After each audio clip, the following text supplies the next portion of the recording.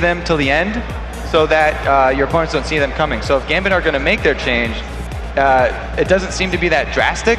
If it's coming at all, it has to be in the last one now because there's already used 2. Yeah, so for 2 for 2 as far as both of these teams are concerned. However, Cassidy is still up and available. And also, Gambit now have first pick. So if they are worrying about that Zach, they can always just take it away. We'll have to see how Gambit decide to play this one out. They have 10 seconds left before the final ban comes into place. And remember that the winner of this matchup goes to the grand finals tomorrow and to LA. And they actually felt TF was a little scarier. So no adjustments in the ban phase. The only difference here is that they are now first pick. So we'll probably see them start off their composition much differently. They will be in the driver's seat this time. And now it's up to LemonDogs. You can see the discussion here. Mithy did make that last call before the last ban, and it's a very interesting ban in Yorick, thinking that Gambit were going to go with one of those revive hypercarry builds. We've seen the Yorick comp a couple of times from several different teams to varied levels of success. Sometimes particularly good, sometimes less than stellar. And I guess it is kind of a hit or miss as far as the champion's concerned. Gambit, this time around, Thresh was banned out, insta-locked, and LemonDogs, they're not messing around. Yeah, that was a pretty clear choice there from LemonDogs. They were like, here's some candy dangling in front of you. They took 1 second to snatch both of those picks. So the one thing that you cannot discount from that insta-lock is that Gambit would have been aware of it. Gambit would have been well aware that if they let the Zac and the Jarvan go through, that it would have been picked up. So what this tells me is that Gambit may believe they have a counter to the champions, and we'll have to see where they go. Diamondprox has been doing very well in Lee Sin lately. His Lee has been particularly good. The week 8, week 9, when we've seen a lot of Lees here in EU, everybody was really upping their game with all of the kickbacks and the mobility and the craziness. Oh yeah, well look at the screen. I know. I'm getting excited. But yeah, again, Dexter locking in at Jarvan. Jarvan does not tell your enemies anything about what you're trying to run here. Zac, a tiny bit, but pretty much the same thing. There's so many options still left up for LemonDogs. Very powerful picks and very open-ended picks. Jarvan is basically the best all-around jungler. He can work with almost anything that you have. With Orianna taken away, at least that's one thing they can't combo, is the very, very common Cataclysm Shockwave. So the one thing that we are seeing here from Gambit, though, is that Aatrox, with the fact that Diamondprox ran in the previous game, we're still not 100% sure whether that's top lane or whether that's jungle Aatrox. You're right. Now we'll have to see where they confirm it. Now I will not place any bets. I will give no 95% odds on this one. Well, it's 50-50, top lane or jungle. Okay. I'm going to be brave enough to say that right now. The Zed pickup, though, they did actually... We see LemonDogs taking away something that Alex used. After there's an Orianna lock-in, LemonDogs feel the necessity to pick up the very strong duelist. Fizz and Ahri are already off the table, so there's sort of a very interesting tier of split pushing duelists right now, and he's really the only one up there with those 2 guys that was left. Now it's LemonDogs that are really in the driver's seat for that split game. As Shen, Fizz, Ahri, Twisted Fate, all gone. That's so much mobility that's not going to be there for Gambit to try and answer. We'll have to see how well Nukeduck can actually have an impact in this game, because with the exception of maybe Kog'Maw, there's a lot of shields and revive. The ultimate from Nectan's a lot of HP, the shields from Orianna, you've got a shield from Thresh, you've got a revive from Aatrox. It's going to be particularly difficult to insta-give somebody in one foul swoop, but the pressure's on Nukeduck to make it happen. Gambit are going with just adjustments to their play style, not the types of champions that they're picking. These are Gambit champions. Voidle, #1 champion, Thresh. What was his name? Darien, one of his best champions, Renekton, going back to that one. Diamond, big fan of that Aatrox now, as we've seen in the last game. New upgrade, new upgrade. It's had a pretty good showing here so far this weekend. So Gambit really just going to play into the more aggressive early game style that they're used to. We'll look to see Darien aiding Diamond with his counter jungling efforts, again getting down those very deep jungle wards inside of LemonDog's jungle so that they can keep track of Dexter, make sure he doesn't get any surprise ganks off on Alex, because Alex really wants to be able to control the mid game, and if he's constantly getting ganked by Zed or by the Jarvan Zed combo, then it's gonna take out basically the playmaker for Gambit. Well, we'll have to see whether or not he can keep control of him. That is going to be the key in this matchup. We've seen the junglers butting heads early on in game number 1, and it was Diamondprox that came out ahead. One thing that I am excited to see in this particular matchup is the return of 2 hyper carries. We've got a Cogmo on one side, we've got a Vayne on the other, and you know, we don't tend to see these 2 hyper carries together at all. We don't tend to see a lot of Cogmo very much. He really fell off fairly sharply in the last couple of months. Yeah, but Genja does not really use normal quote-unquote champions. He's always been one to step outside the box. He likes Kog'Maw for the extra range and percentage damage that you get when popping that W, and they always will combo that with Thresh. The only reason he took that Kog'Maw is because they already had Thresh. That's why Thresh was their first pick. They've got an escape for the late game carry that usually does not have an escape. Whereas LemonDogs have comboed the sort of dive counter in Zyra with their Vayne. Vayne is looking to tumble around the sides and use her invisibility to get into good positions. Zyra's going to be there to back her up. Well, we'll have to see how effectively they can pull that off. We are jumping into game number 2 in the second semi-final. If the LemonDogs pick up a victory, they will be the second team to go 2-0 in the semi-finals, confirm their ticket to LA, and also challenge for the European Regional Finals tomorrow against Fnatic. Question is, can they redo what they did in game 1? It was a slow tactical victory, which they're going to be looking to replicate. Alex starting with cloth armor as well as a bunch of potions, is definitely going to be helping him out.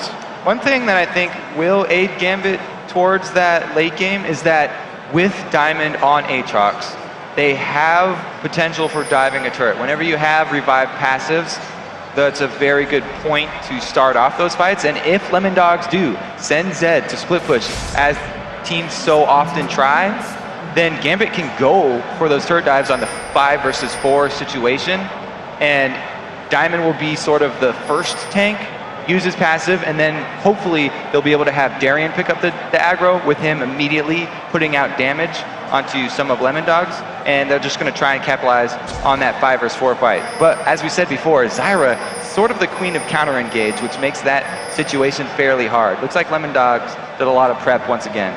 Well, we'll see if they can make it work, because all the theory crafting and planning amounts to nothing if you don't land the abilities and actually react properly. They seem to have all the answers in game number 1. Yep. It was all about the LemonDogs. They definitely want to replicate it. This time around, we are going to be seeing the head-to-head matchups in the bottom lane, as our 2 solo laners are going to be middle and top respectively. And we've seen a very extended laning phase in the previous game. I think it was about 16 or so minutes before the first tower fell. I recall specifically at 20 minutes in, it was 1-1 on towers and there was no kills yet. It was a very slow start. I wonder if we'll see the same this time. Yeah, so it's going to be a bit slower of an early game because we have the even setup instead of the 2 versus 1 lanes. Look at the mid lane though, you can see Alex does not want to get bullied here. He starts off with a shield from Orianna to make use of her passive and those extra hard hitting auto attacks. Because this Nukeduck Zed here has gone with the classic red elixir rather than the sort of less seen but also viable Darien shield start whenever you go up against an auto attacking mid laner. Alex is going to punish him for that choice and get those auto attack harass off very early. Now the thing is, when you go aggressive in a lane, whenever you're in this 1 versus 1 situation, you always keep in the back of your mind the timer on the jungler. Most junglers do not gank after the first buff. In this meta now with the buffs giving so much experience, almost everyone will grab double buffs before coming. So that means before that 3-minute mark, you can be as aggressive as you want. And we've already seen that happening as both middle and bottom lanes for Gambit went very aggressive very early. They were trading all sorts of damage, and Alex has basically been in Nukeduck's face the entire time we've had him on camera, trying to get as many of those auto attacks down as possible, trying to keep him on the back foot as often as possible. And for the time being, it does look like Alex has got a little bit of control in that lane. We've broken the 3-minute 30 mark as now Nukeduck and Alex, they're trading. Ignite is down, and Alex forced a flash away. Was very afraid of that shuriken. Ignite's traded, but Alex burned a flash as well. Yeah, so it may have been a good call there because Nukeduck does have flash, and Zed with that passive of extra damage when you are below 50%. Alex was worried about the burst, but Diamond had already shown in lane, and I don't think Nukeduck was thinking he was going to chase Very interesting counter jungle there by Dexter, securing his own Wraith. Well, we did see that in the previous game. Dexter got a little bullied by Diamond in the early matchup, lost some of his camps and was pushed around. He's definitely looking to avenge that in this particular game. We do see the hook, throws out, catches a caster minion. Unfortunately, there's nothing going to follow from that one. Mithy, well aware that that's on cooldown, starts using that very long range of Zyra to get as many auto attacks as possible. In the bottom lane, they've traded quite heavily right now. Mithy is out of wards, he's out of his biscuit, he's just sitting on that lonely potion, whereas Voidle seems to have a couple more consumables as they land the hook. Is it going to be followed up? Not this time. Just the Void Ooze to get a little bit of that puke down onto Mithy. I was trying to think of a polite word, I couldn't find one, so I had to go with it. That's very descriptive, I like it. Yeah. Colorful language. They do, he has a few more consumables, but it's not very telling here. He's gone utility, so he's got that biscuit. He's just got more regen, which will supplement those changes that have gone into Thresh recently, which made him a little bit squishier, reducing his armor and health, making his trades earlier a little bit less effective. But as long as you use your shield effectively, he can still come out ahead in those 2 vs 2 situations. Well, taking a look at these summoner spells as we go down, there are 3 ignites per side, no exhaust yet, and we'll see whether or not that comes to bite anybody or whether or not it'll help anyone out. You know, there is that Zed in there, there is a Vayne and a Cogmore. Now Diamondprox does avoid the knockup, the slow did actually come in, and all of a sudden Diamond turns it back on. Nukeduck forced to use that Living Shadow to get out cleanly. It's quite a bit of damage into Diamondprox, however that Bloodthirst is going to be able to heal him up quite nicely. Giant chunk right there, and it was basically, you watch the cooldowns of your opponent, it's how you want to do trades. As soon as the combo from Jarvan's down, he is a very ineffective combatant without nothing left. So that was why Diamond tried to get something out of the combo, but Zed is so slippery, he was able to get away without blowing anything. And once again, Diamondprox and Dexter showing the focus and the targeting in this mid lane. Diamondprox trying to help out Alex as best as possible. Neither jungler managing to get themselves in any sort of advantage. So yeah, this is the same matchup that we talked about at the beginning. There was going to be a lot of focus on the mid lane because both of these teams love to camp for their mid to get that person rolling so that they can roam the map and make plays. Alex for Gambit has always been the one who makes the big flashy plays. Diamond being the secondary initiator there as he runs into Jarvan as well. Everyone's going to be aware of the situation. Good tumble from Tabzz, manages to get out of range of the death sentence. Now we do see Diamondprox trying to get himself in. Dark Passage was thrown down, but Diamondprox decides not to buy a ticket, decides not to take a ride. And we do see that Mithy and Tabzz are able to escape. It does look like they're recalling, so first buy going to come down in favor of LemonDogs in that bottom lane. Alas, no initiation here, no action. And we are having that expected slower start to the game that it seemingly both teams have been okay with. This time around, Gambit have a stronger position. Last time, LemonDogs really had it all planned out all the way through the 30-minute mark. Well, Darien and Zorozero, they're trading damage up in that top lane. Once again, 2 sort of bruisers. This time 1 AD versus 1 AP, and both of them have got some pretty good sustain tools available, so it's going to be a farm fest, I guess, until any sort of jungle focus comes down. It was interesting in that previous game, we hardly seen any sort of ganks in those solo laners. They were basically just left on a little island to play and trade and fight as best as possible. Darien actually using that Dominus just to farm up the way. Woo, couple ults burned up there. Zorozero uses his as well. Darien's favorite, one of his favorite top laners is that Renekton because of the potential to bully in lane. Zac already picked though is very, very hard to take out of lane by anyone. Deathmark almost enough to pick up the kill onto Alexich. He was able to flash away, get the command protect down. Dexter even used the Cataclysm, so a couple of ultimates being thrown down there from LemonDogs. And Alex, quite casually actually, just walks away from that one, and it worked into his favor. That's a very good job of Alex avoiding that. He had to burn his flash just to get out of the Cataclysm, but besides that, he's fine. The blue buff doing a really good job enabling him to get off enough shields and slows to kite 2 people here. It's going to be up to Diamond to actually answer that aggression. Without the flash, you can see already Alex is very scared, and he actually just lost the large Wraith up there in mid. Nukeduck stealing it away with his shadow. Well, we'll see how well Alex can deal. That's as big as the wins are going to be at this point in the game. I got the giant wraith. Well, previously Dexter was able to secure the giant wraith. Shockwave comes down. Nukeduck's able to get out of range of that one, I believe. Does use that living shadow, and once again, ultimate's traded. This time, however, nothing landed. Genja gets caught out. A shield goes down from Voidle to block some of the damage. And even after being rooted in place, Tabzz has got nowhere to condemn the Caterpillar. Does instead turn around. So they continue the farm fair. 69 CS there for Genja's Cogmore. Triple Doran's Blade once again secured. Now another fight breaks out. Massacre comes down from Diamondprox. He instantly backs away. Deathmark is not available, but they don't know that just yet. Mithy, here we go. Ignite ticking. Box comes down. Mithy has to try and get away. Stranglethorn throws up Voidle into the air. This could be first blood. The living artillery secures it from a map away. Genja managing to pick that one up. They do trade supports, however, as Tabzz picks up the kill. The Condemned does not manage to come out, and Genja flashes away from the knockup. Both supports going down. First blood, though. Genja with the living artillery. Like you said, now Alex is under trouble, though. Deathmark available. The Shadow Slashes come out. There's the Shuriken. A flash forward for Nukeduck, and the Deathmark will pop. Orianna gets dropped. Lemondogs with a 2-1 advantage. There's the lack of flash that we saw was going to make Alex play a bit more cautious. The only reason he actually did not is because he saw Dexter down bottom. Nukeduck, though, taking advantage of his ulti coming back off cooldown before Alex's. Because Alex had just tried to use it in that attempted gank by Diamond, he knew that he could essentially follow up his ulti with that flash auto kill. So, with the exception of Alex being on the scoreboard, both AD carries have a kill. Mid laner for Nukeduck has a kill. However, Alex does have a 20 CS advantage right now, so going to be a little bit closer as far as that gold is concerned. He has been sitting on that Seeker's arm guard for a little while, so that's going to at least build him up some more armor and help, well, try to survive Nukeduck's burst. And of course, with that Tear of the Goddess, it's going to eventually become that Seraph's Embrace, which will also help, but we are many, many, many minutes away from that one. All of the laners return once again. Far into the future, where we can see our Seraph's Embrace upgrade even. That's going to be like 20 minutes down with those tier changes. I'm personally seeing team fights. That's what I'm seeing in my future.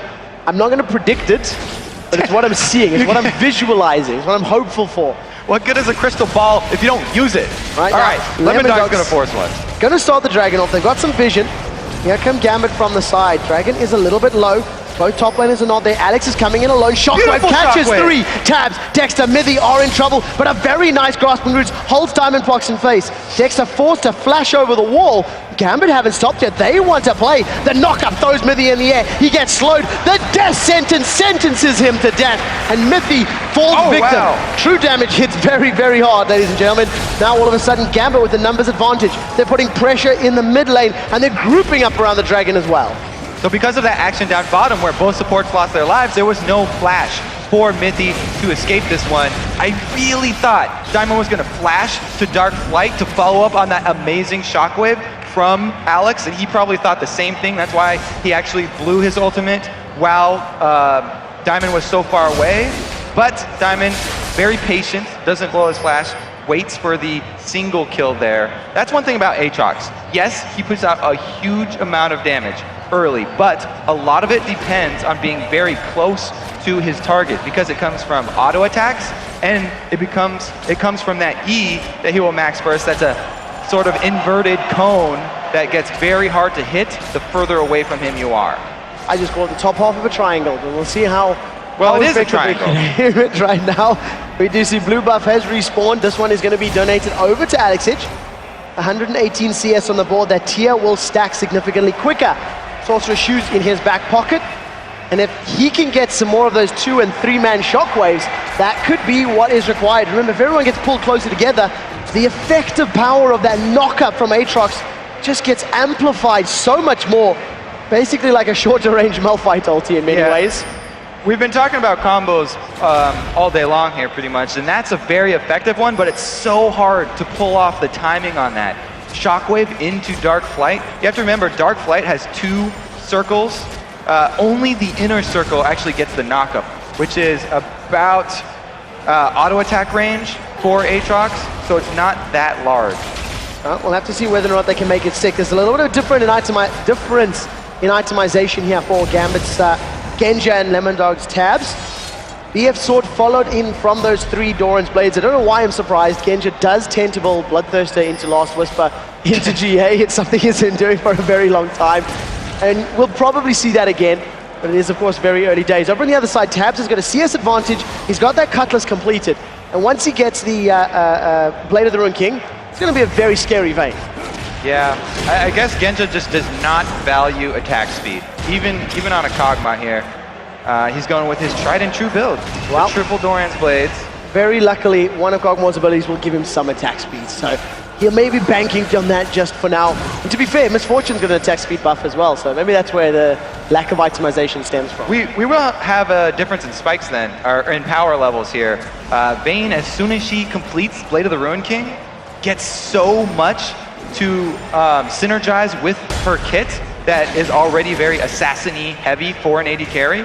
And then we can see Tabzz actually have the ability to make plays, whereas Genja is still just going to be a backline source of artillery for Gambit. And everybody misses on the bottom line. Stranglethorns goes a little bit of damage into Gambit's bottom lane, but nothing knocks him up in the air.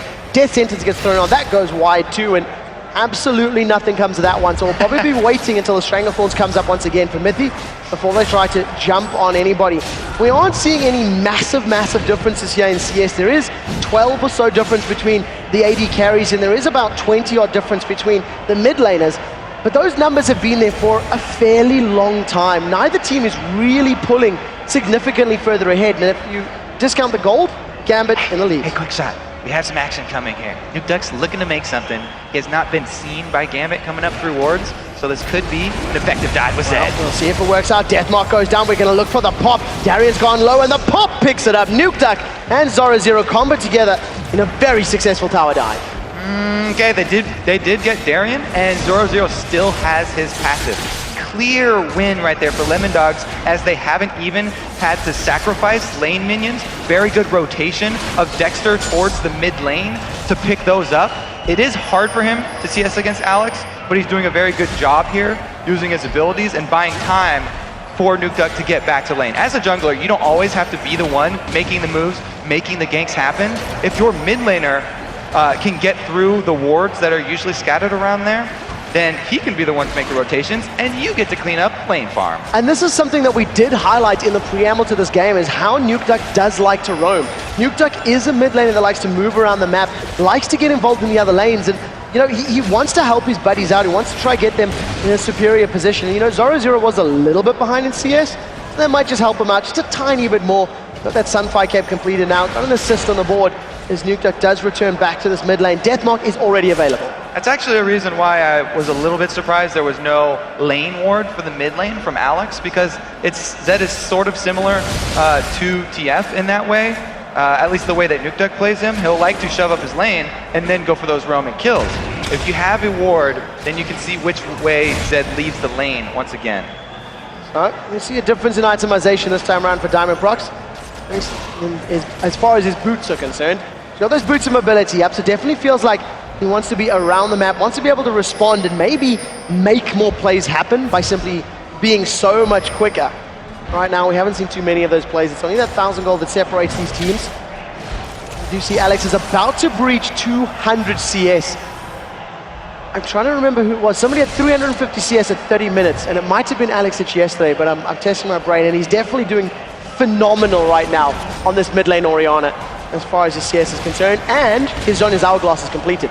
Zed is much less of a threat. He will be able to immune the death mark, but he won't be able to cast while he does it. That's the big difference there between the answers and items to Zed's ultimate. You can either Quicksilver Sash off the damage, or Zonya's herself in place. Now, the other item that people may not even know what it does. Oh, here we go, Shockwave Initiate. They pull Zorozero forward, he throws down Let's Bounce. Flash is available if he needs it. He continues to run away. The slow does land. Now that Darien's joined in, this is going to quickly become a 3 versus 3. Nukeduck decides to go onto Alex.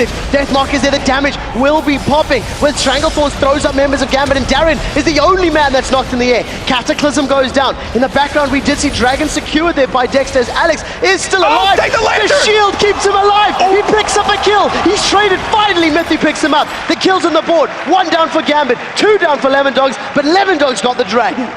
Alex that was a beautiful decision. I would have taken the lane on every time. Alex is a bit more manly, goes in, gets the kill right in that bush. Let's take a look at the replay here, and we'll actually have Fog of War for this one too. So Alex does use his Zanyas to effectively dodge the damage from the Zed ult plus the knockup, so very nicely used right there. Both supports also zoning the exact same place in that fight, so that's where there's sort of a brawl down bottom, and with Genja not being there, there's more damage being done. But there we go. Dexter just sort of walks into that one. There was more damage being done by LemonDogs on the bottom side. That's why there wasn't a follow-up there from Gambit, because Genja had to go the safe way around behind the dragon, whereas Tabzz on that power spike that he got from his Blade of the Ruin King was too much of a danger for Genja in a 1v1 situation, and Genja has to be on the back line. Well, we do see a difference in itemization here by Genja. He's picked up that Bilgewater Cutlass, he's finished his Berserker's Greaves. We'll have to see as and when those do get upgraded. Still only 1,000 gold separates these two teams. 4-4 in kills. Zorozero just walks right past Darien, wards up the river, and then does return. They're trading some damage back and forth. They're stretching Strike and Unstable Matter, trading fairly evenly, but at this point in time, Darien may have a little bit of an advantage. We'll have to see how that pans out. In the bottom lane, Genja, 149 CS to Tabzz' 168. The distance is still very, very similar, and you can see Genja, he wants to pick fights. That's the escape that you were talking about. All of a sudden, a Cogmore has a safe route out as long as that Lantern is available. And he was just, that wasn't even a real fight. He was just trying to get a trade on here. Yeah, we do have a fight up top though, because Diamond wants to capitalize on Zorozero's passive being down. Let's Bounce was used. There's no flash available. Zorozero continues to try to get away. Slingshot, not going to be enough.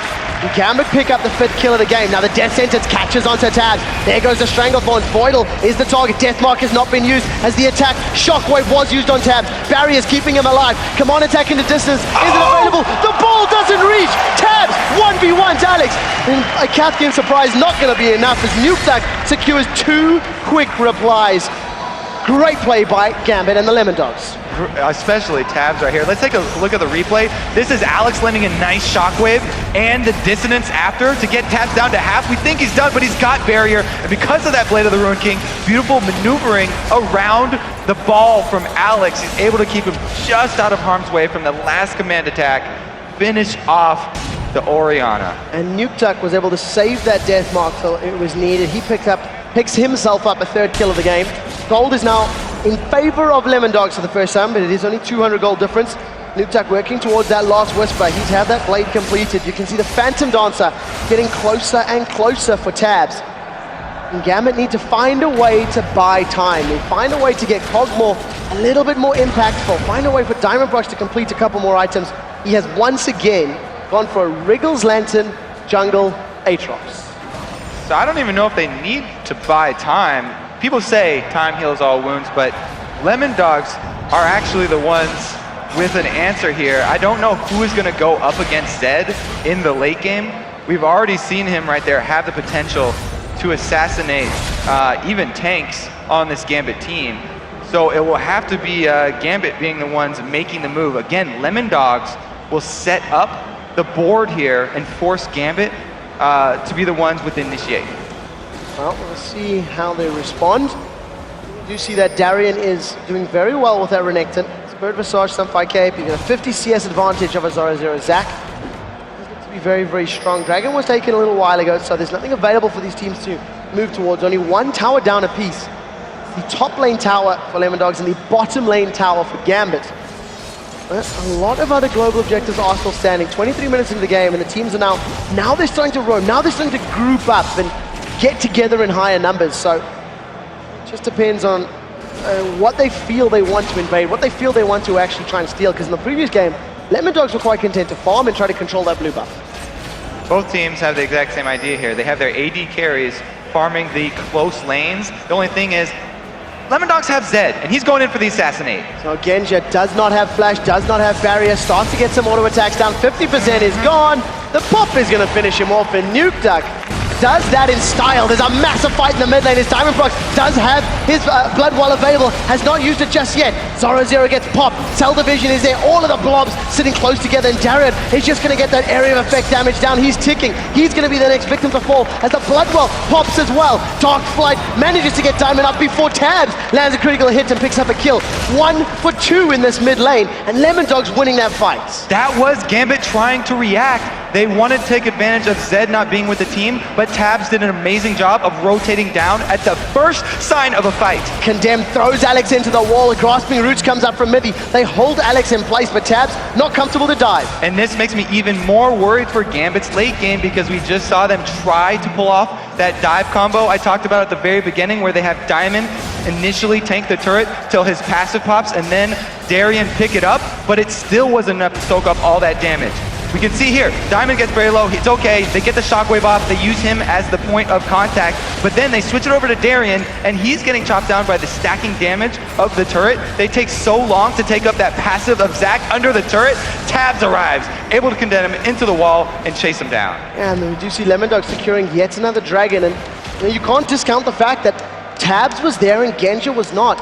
In terms of your 4v4s, kind of need that AD carry if you're going to be going for those types of skirmishes, especially when you've got an AD carry like Hogball, who can put out so much damage with that Bio-Arcane Barrage. That's the problem with trying to answer for something when you're already behind. Gambit felt a little bit desperate because Genja had just been taken out essentially for free, for no counterpoint, so they felt they had to get something back for that loss. That's the type of mistakes that are going to cost you. That's why you need to stay level-headed in these games and not be emotional. Well, we do see Zorozero. He does get stunned up, does get knocked up, does get pulled backwards. Voidle throws himself forward, uses the flame. Zorazero's lost 50% of his HP, but Dominus is up. That's a great Stranglethorn. It keeps all of Gambit out, but the Dark Passage is going to be enough to save Darien. Gambit bit off way more than they could chew. Also, thank goodness for that shockwave from Alex. Also able to reposition in that fight. There's going to be no re-engage though because Genja's there with the vomit, as you said. This time round, we do see the AD carry of the LemonDogs missing. Tabzz is up top farming, while the rest of Gambit had a bit of a numbers advantage in the mid lane. Dexter, realizing he didn't want to pick a fight that he wasn't convinced he could win, decided to back away. Yeah, that Zac is a tricky fish to land there. Even with the death sentence hook in his mouth, able to bounce away. Now we see Diamondprox been jumped on. Deathmark's going to go out, does pop it even through the shield. Is not going to be enough. Nukeduck is unstoppable, 5-0-2. And he's making it look so easy. That's exactly the plan when you have Zed. We talked about the power of his roaming. This is a Nukeduck champion right here. Alex having trouble in mid. Oh, we do see he has a flash available. Can he get out? He manages to get the Zhonya's Hourglass off. Does not pop the flash and manages to get away cleanly. So Cataclysm, the only thing that was really used there, and it's not the longest of cooldowns. The other guy that's not going to have long cooldowns is Nukeduck over here with his double buffs. He's walking around, fully warded up, bottom side jungle. He is just king of the hill over here. Definitely trying to find somebody else to take down. Now the LemonDogs in this last passage of play have taken 3 more towers. They've got 4 towers down. Gambit are forced to this mid inner turret. Nukeduck is not afraid of anybody. That is a lot of damage down. The knockup lands onto Darien there by Dexter. Thinking about going in, but there's nothing else to lock him in place. The rest of LemonDogs now start backing away. Keep in mind, Mithy and Tabzz are not with that central cluster. Tabzz is just solo split pushing this lane. Does have a 229 CS, grown that lead above Genja. Phantom Dancer completed and working towards either their Last Whisper or the Infinity Edge. We'll see what he decides to build.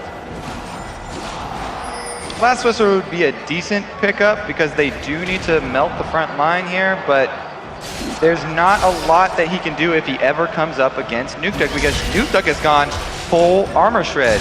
He really gives no cares about who comes to meet him in the bottom lane because he's got the max percentage penetration plus still flat penetration from that cleaver. And now he's choosing Alex. The shockwave didn't manage to land. Unfortunately, Alex went down before Nukeduck could even do anything up in the top lane. Tabzz was able to 1v1 Genja. So if you see a Cathian surprise, not going to be enough to close Oh, Nukeduck. They're chasing him down. The knockup manages to get flashed away. He sidesteps the slow. Nukeduck living shadows away. A flash from Darien. The igniter is ticking. Can Nukeduck get away? Not going to be this time. 500 gold goes to Darien. He got 2 flashes out of that, and he was able to take their time away, so that allowed Tabzz to take down this top turret. So that's definitely a trade the LemonDogs are going to be happy with. They extend the tower lead to 4 right now. 5-1 is the total. There's a 6,000 gold difference in Tabzz. After going so incredibly low to Genja's Cogmore, has farmed his HP all the way back up. That Blade of the Ruined King doing overtime against those minions. Dexter just going to take a peek, see if Gambit flinch, and they do because Alex is not there. But LemonDogs are definitely in control of this game because of that power. They have the option to split push, whereas Gambit don't. Even Tabzz now is a better duelist. We talked about the power of Vayne with that Blade of the Ruined King. He took more damage from the tower than he did from Genja. Exactly. That's not a good sign. Genja's tried to put himself in a position to answer, actually skipping that Blade of the Ruin, or that Bloodthirster build that we usually see from him, and opting for Blade of the Ruined King. But even so, positioning yourself by a turret enables Tabzz to just condemn you in there, and with the stun, there's nothing for him to answer with. He has to have that Thresh next to him, which is the reason they picked Thresh, but he's been solo farming here and paid for it twice. So remember, ladies and gentlemen, that if the LemonDogs close this game out, they will be in the grand final tomorrow against Fnatic. They will be going to represent Europe at the World Championships. Right now, Darien has been caught out. Zorozero dives himself in, doesn't get a knockup. Darien is the focus. Shockwave is good. Lots of people locked in the Cataclysm as the Stranglethorns come down. They've traded a top laner for a mid laner, as now Zorozero is the focus. Voidle forced to flash away. Dexter re-engages, gets a double knockup, and here comes Zorozero. He pancakes Voidle into the ground. He's thrown up into the air. Cell Division gets popped, as is Bloodwell. Tabzz and Genja are around. The question is, who's going to do more work? Tabzz manages to pick up one, as now Genja turns back onto Tabzz. Living Artillery picks up the kill. Genja is chasing down Mithy. Living Artillery does not land. His mana pool is dropping. Not going to be enough to pick up a kill. 4 for 3. Still advantage LemonDogs. Tabzz got a little hypey there. Tumbling in too close. Slipped on the ooze from Genja. But still, even with Tabzz being the last to arrive at that fight, they came out ahead. They got 1 extra kill there. Small win for LemonDogs. Gambit are actually happy with that trade because they're behind right now and they need to gain that free lane farm for Genja. This is what we talked about, Nukeduck not caring who he uses his burst on. It's effective on Darien, or it was semi-effective there. It wasn't on Darien, they're on the same team. But it put them in the position that they got locked up by Alex's Shockwave, which enabled them to pull off that combo of the Diamond Dark Flight in there. At this point, they think they do have the opportunity to finish it off and chase down for the Cell Division, but that's just because Tabzz was not there from the beginning. Genja was at least able to pick himself up a little bit of extra gold, and that could be a much-needed confidence boost for Gambit. But you see Genja very overextended. He's actually stolen away that blue buff. He's got those little rings running around him, so well played. Unfortunately, that does mean that LemonDogs have got positioning on this Dragon, and they should be able to secure this one uncontested. Gambit, nowhere to be seen, unfortunately. Also, when I said Darien, I meant Darien. And it was, of course, the top laner of Gambit. Nukeduck jumped on him. Now we do see that Seraph's Embrace was completed by Alex Hitch. He's working himself towards that death cap, and his shockwaves, while they haven't been game-changing, they have still been effective. Yeah. It worked very well. Especially in that last fight. With Zed committing with his ulti, grouped up 2 members of LemonDogs at least, and was able to get off a decent shockwave. So we are at the 32-minute point in the game. 51,000 to 46,000, 17 kills to 10. And what this means in Europe is Baron is going to be the next point of call. You can see there is a ring of vision already being littered here by LemonDogs. And whether they decide to try it or bait it, this is probably going to be where the next fights happen. You can see both of the teams grouping around. Dexter that starts the fight first. Doesn't knock up Diamond once again. Knocked up mid, jump, shockwave, catches 3 members of LemonDogs in the background, but that is a great Stranglethorns. They pin Voidle into the wall, and Zorozero re-engages. Let's bounce is what he yells. Manages to knock up multiple members of Gambit, and this fight is heavily in favor of the LemonDogs. They've secured 3 kills as they turn their attention to the mid tower. Oh, Nukeduck was able to flank around the side and combo Genja. Nothing coming out of Gambit's AD carry in that fight. He just blew up at the very start. Double buff Genja goes down to almost nothing here. Even though there was a beautiful shockwave, without the damage to back it up, they can't continue on. All they get is the true damage from him popping, and then a very easy second engage here. Zach going in, and the rest of LemonDogs not letting up. That's going to turn into a Baron. No way Gambit can contest after that. Again, LemonDogs, the planning pays off. Genja desperately needs to get his hands on a Quicksilver Sash. He needs to be able to mitigate the damage of that death mark. Even then, it's going to be hard-pressed to survive the amount of burst and damage coming out of Nukeduck, because those shurikens and slashes, they hit like a truck too. So very, very careful is what Genja has to be with his positioning. Rely on the range of that Cogmore W. And it wasn't even that much of a mistake there by Voidle. They're counting on, you know, the Dark Passage to save him. But the Lantern was thrown. He even took the Lantern. Too little, too late. All Zed needed was one rotation, and he just bopped Genja. He's gonna need some sort of defensive item here. It's gonna have to be armor-based, or the Quicksilver Sash to just take everything off. Well, the LemonDogs feel that armor-based defensive items are important. You can see 2 Randian's Omens are completed already. You can see a Guardian Angel in the hands of Tabzz. You have to kill him twice if you want to take him down. He's basically got a damage build already. He's going to be working towards even more damage as this game goes on. LemonDogs have extended their gold lead to 8,000 gold.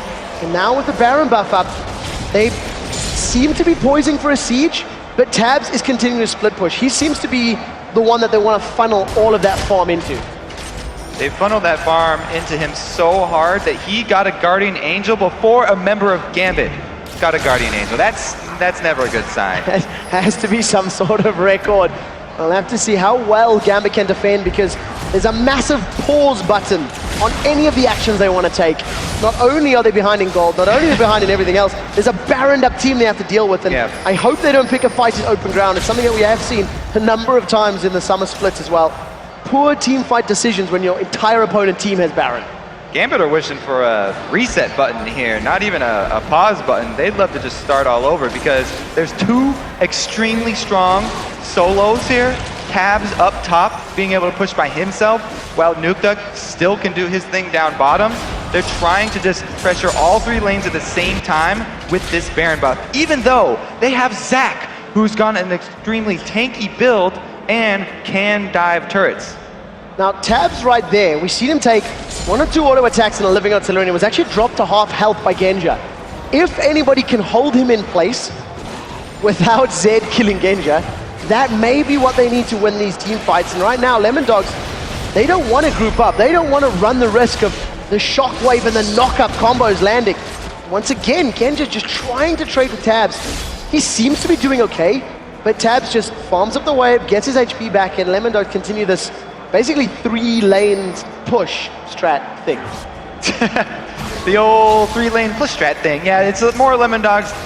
They're a very patient team, and they didn't want to rush anything here, but it looks like they finally made the calculations and decided that Zach is tanky enough. His cell division is available, and he can be the one to start this off. Well, we do see Stranglethorns has been started. Mithy's been stunned up. Dexter forced to flash away. Here comes Zorozero. He's bouncing in the Cataclysm. That is a great place for all that area of effect damage. Now in the background, Nukeduck is going to destroy Genja. Shockwave only really catching Dexter underneath the tower. 2 members of Gambit are down for only the single member of LemonDogs. Zonya's Hourglass isn't going to be enough. Rooted in place, unstable matter. Zorozero does get out of it alive. That is a 4-for-1 exchange. This is going to be the inhibitor. The only thing that Gambit were able to answer was killing Nukeduck, and that's just because it was at the turret.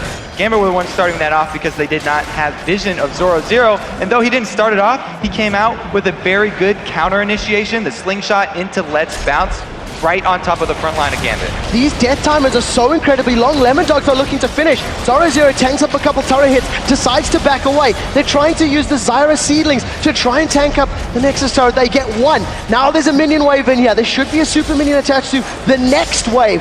LemonDogs decide to play this one safely and back away. Gambit have 1 more lease on life, have 1 potentially more chance to bring this game back.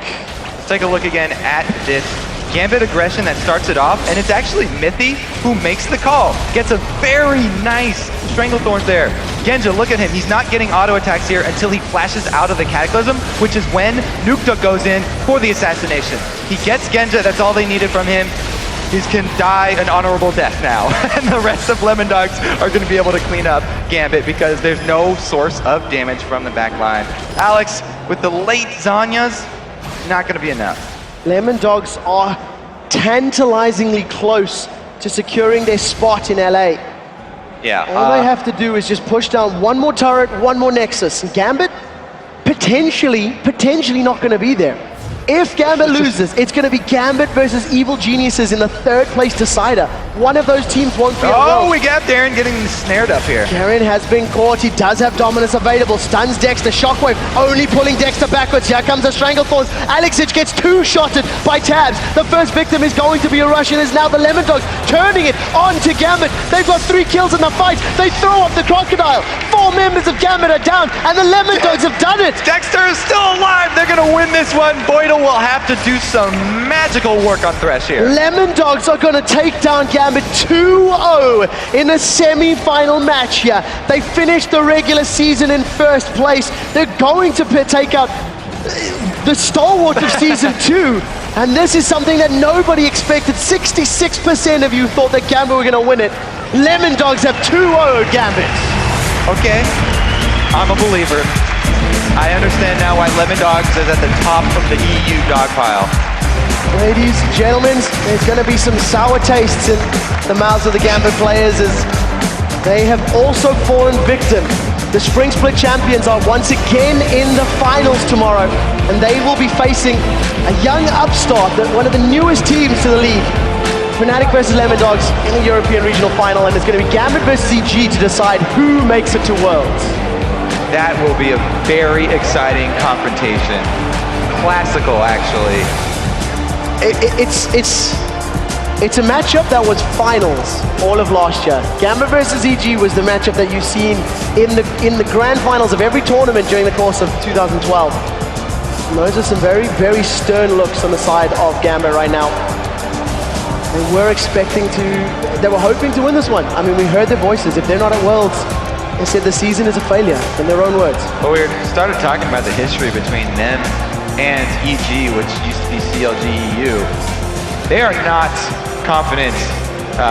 Either of those teams are not confident going against each other. They've really had a very long back and forth history. So Gambit definitely know that they have a tough road ahead of them to now get to Worlds. And you have to give props to the Lemondogs. Oh man. Both of the games, picks and bans, itemization, decision-making.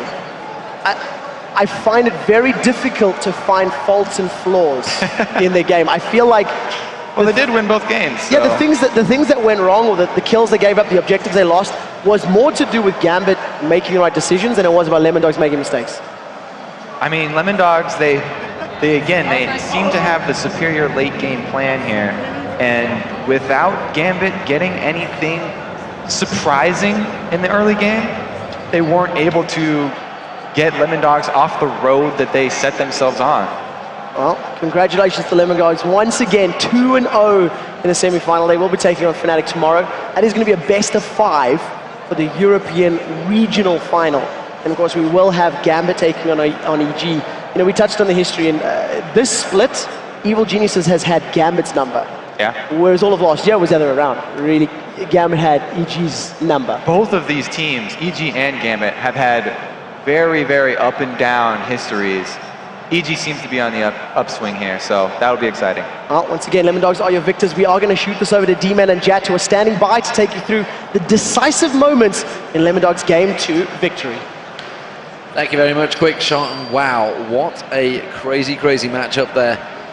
Suddenly we have the 5th World Championships qualifier there, yeah. Lemondogs, and they look so good. I mean, Quick Shot just said it there, you know, there's no fault really in everything that happened. They just had the picks, everything seemed to work for them. They knew the picks, the theory of it, the champion kills, everything worked out well for them. Yeah, these guys were absolutely dominating in this game. It's why they were the #1 seed. It's just like they were seemingly so far ahead of Gambit in preparation and in in-game choices in this one. And as Kobe said, like, yeah, now he understands why they're on top of the dog pile in EU. That was amazing line, by the way, but it's true. It is true. Of course, they do join Fnatic and the International Wildcard Champions Gaming Gear. Don't forget, that happened a few days ago. Southeast Asia's Team Mineski and Korea's Najim Blacksword have now qualified as well because they won the NLB, was it? Yeah, NLB, so it's all about circuit points, yeah. and they got extra circuit points for NLB, which effectively clinches them a top 2 seed, even though they haven't done their finals for Yeah, because champions. they've got 500 plus odd points, and the champions, the OGN champions, you're only going to get 400 points for that, which means, who's going to be joining them? KT Rolster B, SK, T1. Yeah. But it also puts an interesting, funky dynamic for the Korean seeding now as well.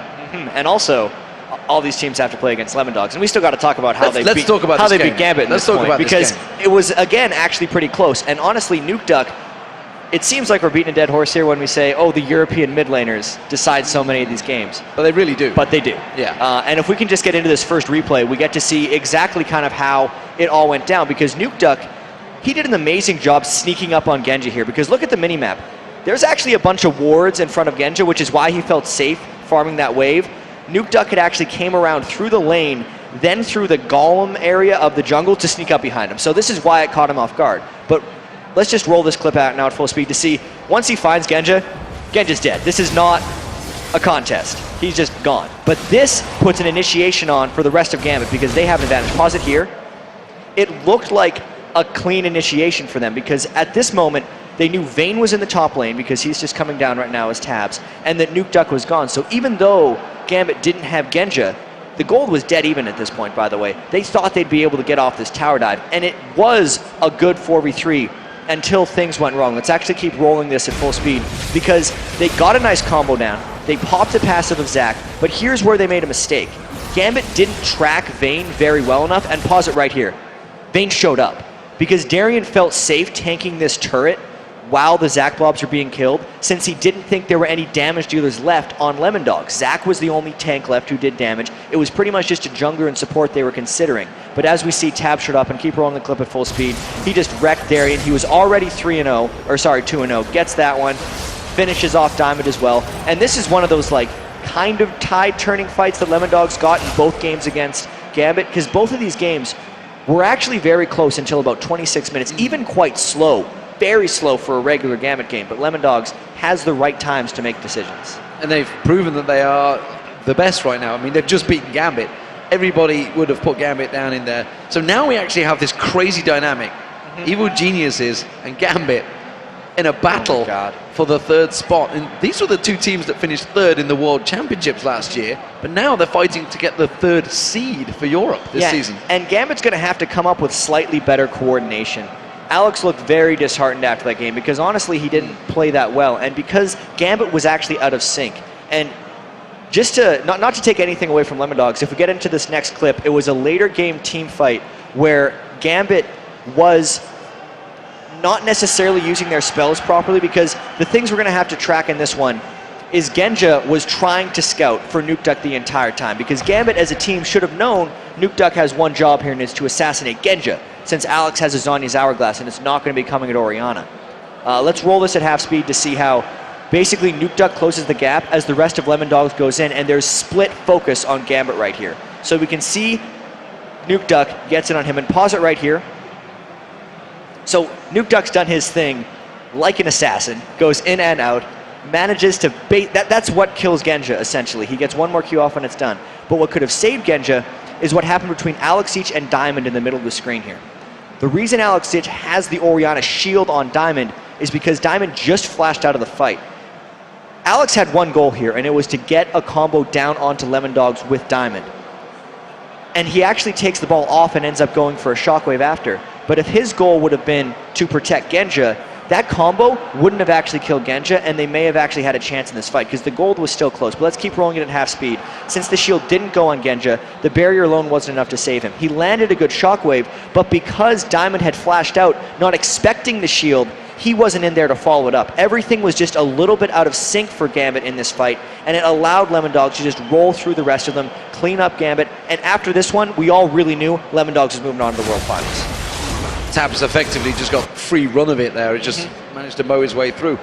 And that's what's impressed me the most, actually. Tabzz, at the start of the season, back at DreamHack, we were questioning these guys. You know, they came into this, they qualified through the promo series, and instantly said, we're going to be top of the scene. We're going to win this league. No problem. We got it.